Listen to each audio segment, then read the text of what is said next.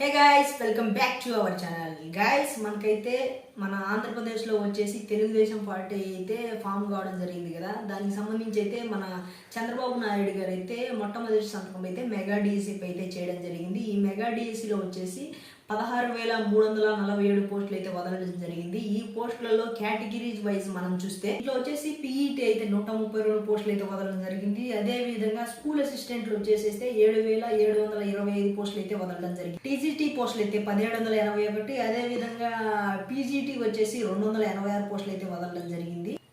Principles వచ్చేసి 52 పోస్టులు అయితే వదలడం జరిగింది. ఈ టోటల్ పోస్టులు వచ్చేసి 16,347 పోస్టులు అయితే మన చంద్రబాబు నాయుడు గారి గవర్నమెంట్ అయితే వదలడం జరిగింది. ఈ పోస్టులలో వచ్చేసి మనకు నోటిఫికేషన్ అనేది నెక్స్ట్ మంత్ అయితే ఇవ్వడం జరుగుతుంది అనేది కొన్ని అంచనాలు అయితే ఉన్నాయి. కాకపోతే మన ఈ స్కూల్కు సంబంధించి డిఎస్సి మెగా డిఎస్సి వచ్చేసి మనకు ఒక 20,000 వరకు పోస్టులు అయితే వదులుతారని చాలామంది అయితే ఆశించారు. కానీ 16,000 అయితే వదలడం జరిగింది.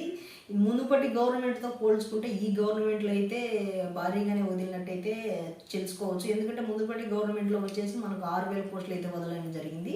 ఈ గవర్నమెంట్లో అయితే 16,000 అంటే ఒక 10,000 పోస్టులు అయితే ఆ గవర్నమెంట్ కంటే ఎక్కువైతే వదలడం జరిగింది. చాలా మందికి అయితే పెన్షన్ అమౌంట్ ఎప్పుడు పెంచుతారని అయితే చాలా అపోహలు అయితే ఉన్నాయి. పెన్షన్ అమౌంట్ వచ్చేసి జూలై 1వ తేదీన అయితే కన్ఫామ్గా అయితే పెంచడం జరుగుతుంది. కానీ వృద్ధాప్య పెన్షన్ అయితే 7,000 అయితే ఇవ్వడం జరుగుతుంది అని అయితే క్లియర్గా మెన్షన్ చేశాడు. కానీ వికలాంగులకు 15,000 ఇస్తారా ఇవ్వరా మొదటి నెలలు అనేది అయితే చాలా సందేహాలకైతే అవుతుంది.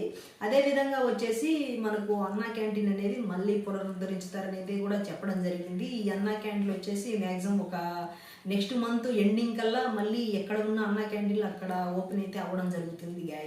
గాయస్ మీకు కనుక నా వీడియో నచ్చినట్లయితే లైక్ చేయండి, షేర్ చేయండి, కామెంట్ చేయండి.